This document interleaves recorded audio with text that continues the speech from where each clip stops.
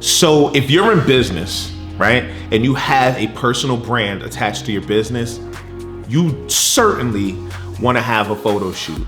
And there are a couple of things to consider when you have that photo shoot for you, the personality behind the personal brand, or for your business. And your business needs a photo shoot as well. There's an entire video on that. But there are a couple of things that I want you to really consider when planning for whatever your photo shoot is. And the first thing is, I think the primary thing is, know why you need to have a photo shoot, right? If you check out the video on why your business needs to have a photo shoot, you'll see some things for that. But if you're a personal brand, I mean, you're the personal brand, right? And so you definitely want to have some up-to-date images. I recommend, as a photographer, I recommend that you have a photo shoot probably every 6 months at least. I would love to see you do a photo shoot every 3 months, but every 6 months is okay. 3 months, why? Because I grew up in the Northeast, and in the Northeast, we have 4 seasons a year. And each season looks different. So if you have an event that you need to provide photos for, and the event is in December, I don't think you should provide an image of you hanging out at the beach or on the boardwalk, or something that doesn't look wintry. Same thing goes for the summer, or in the fall when the colors are changing. It would be great for you to have something there, or in the springtime when everything's kind of in bloom and there's different wildlife and different fauna present. So know why you need to have that photo shoot, but also consider those things. And that's why I say you should probably do it every so often. Really, 6 months I think is enough time, every 6 months, to have a photo shoot, but every 3 months if you can afford it.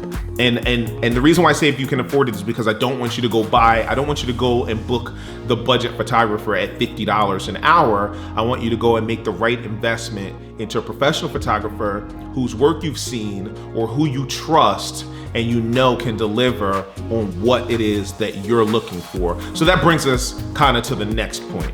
Know the photos that you need, right? And where you're going to use those photos, okay? So all of that is going to go into that information. When you communicate that to your photographer, you'll have a better opportunity to get the photos that you need so that you can use them as you need. If you're a YouTuber and you're hiring a photographer to come out, you probably want to consider things like your YouTube banner. For Facebook, you want to consider something that works for your Facebook banner, something that works for your Facebook profile. If you're a YouTuber and you want to capture a bunch of thumbnails, right? Because your thumbnail is probably a high quality image, not just a frozen frame from your video. You want to start thinking of those things so you have an idea of where you're going to use these photos, and then how you're going to, or what those photos really need to look like. And you should consider strongly your brand colors, right? What type of brand it is. If you're a fitness coach, right? Just the photo shoot in the park is probably not going to do it, right? It's probably not going to do it. Certain aspects of that might capture your personality. If you're running in the park, okay, but maybe the gym might be a good idea for you. If you're a lifestyle fitness coach, maybe having, the V-neck on and the suit jacket, gentlemen, down, in the downtown area where it just kind of promotes strength and masculinity, right? Maybe those things kind of go into that. But if you're a baker, right, then maybe that photo isn't the right thing, and the park definitely isn't the right thing. Chef, right? Like if you're a chef, maybe you should have your photo shoot in a professional kitchen and in a place that you can bring in those elements. The other thing is your brand colors. Now, my brand colors for my photography business are currently gray and orange. I'm not gonna wear an orange shirt. I'm probably not gonna wear an orange and gray striped shirt. But what I will do when I consider those colors is maybe wear a nice white V-neck shirt, like t-shirt, or a button-up shirt and a dark gray jacket, and take my pictures during sunset where the sky starts to bring in these orange elements, and then they're right on target with my brand colors, right? So knowing those little things can help you communicate that to your photographer, and the conversations that you and your photographer should have while you're planning your photo shoot will lead to the best possible result for what you're doing. I think that was 2 things. So number 3, as you're considering all of those things, right? You're considering the location consistent with your brand. You're considering using your brand colors consistent with your brand. I want you to strongly consider a flexible wardrobe. I don't know if I can really number these things. That might not be fair. So there's a bunch of stuff. Take notes as necessary. But consider your wardrobe and some things that are interchangeable, right? So that if you don't have tons of time with your photographer, or you're in an area that may not be convenient for you to completely change your clothes, that you have a flexible wardrobe. So for me, as a photographer, as a speaker, I might do, again, a V-neck shirt, shorts, jeans, a jacket, 2 different pair of sneakers, and a hat, and combine all of those things to easily change out my wardrobe, right? It's nothing for me to change from the shorts to the pants in the car. It's nothing for me to take the jacket off and just have the t-shirt now and the shorts, for me to change my sneakers, for me to put the hat on, or to bring that element in. Instead of saying, I want one in a full suit and tie at the beach, that's weird, and I want one in shorts also at the beach, but we're 2 miles away from, the bathroom, and it's a public beach, and I'm probably not gonna completely change my clothes right there, right? Like, maybe those things aren't consistent, or maybe you don't have a place to completely do a wardrobe change. So consider that when you're looking at your wardrobe. Next one, if you want to number them, use Pinterest, right? Pinterest is an incredible tool, and this is why I want you to use it. I want you to go and find images that you can use to serve as inspiration for your photos. I want you to see some things that you know that you like, and I want you to share those things with your photographer, and I want you guys to the collective, to come up with some things that are gonna be consistent for your photo shoot, right?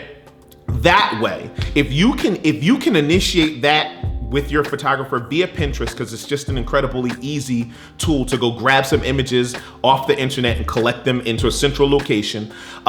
If you can do that, then and you can use those things as inspiration, as a starting spot for you, then you're so much closer to getting the images that you want, and you're not just going out and shooting and then coming back home and getting the photos and going, this wasn't at all what I was looking for, right? Give yourself an opportunity to be successful, and I think Pinterest is a great planning tool. I almost mandate it from all of my clients that, hey, go make an inspiration board on Pinterest, go collect a bunch of stuff, share that board with me, and we'll look at it, we'll collab on that. And every time you put something else on there, I'll get an update and I'll get to see it. That way, when we're together, I know what we're looking for, and I can also just pull up Pinterest on my phone and go, hey, what did you think about that shot? There's no phone in my hand, but you can see use your imagination. It's there.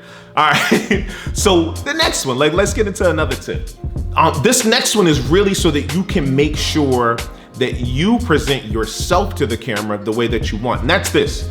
If you're into all of the angles, right? I mean, like Snapchat and Instagram and selfies, like they really threw us on this frenzy of where your chin needs to be and your eyes. Like they made us all very self-conscious models, where it used to be a photographer giving direction. I love it because I like to collaborate. But if that's you, because it's not me, right? Like if I'm having my photo taken, I don't have the right angles. I don't have a good side. I mean, you see this mug, there's no good side, right? Like I don't care.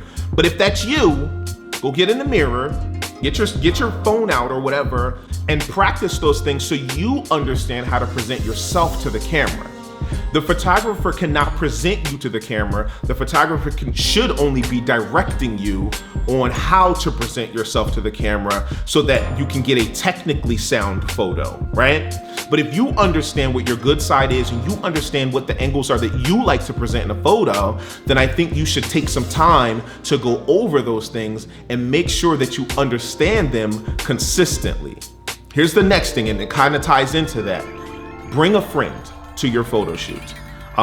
If your photographer has a problem with you bringing a friend to your photo shoot, maybe consider a new photographer, right? Maybe that photographer is more stuck on what that photographer presents and how their photos are pure art form, and they're not really interested in the interaction and bringing out the best possible result for you. That just a maybe, right? But bring a friend with you to your photo shoot for a couple of things, right? Friends are very handy in carrying your bag, right? If you did bring that jacket and those extra shoes, you could be carrying that stuff from spot to spot, or your friend who's having a great time being a part of this experience with you can help you carry those things. Your friend can also do this. Ladies specifically, even the gentleman with the cool hair, again, there's nothing going on here, I don't need this. But helping you, like, there's this hair and they'll see it. The photographer might see it, but if I've met you for the first time as your photographer, I may not know the things that are little nuances to you that you don't like. I'll learn them as we go. But if you bring your friend and your friend knows those things up front, then your friend can immediately, as soon as we press the shutter the first time, help make sure that you look the way that you like to look, the things that are consistent for you.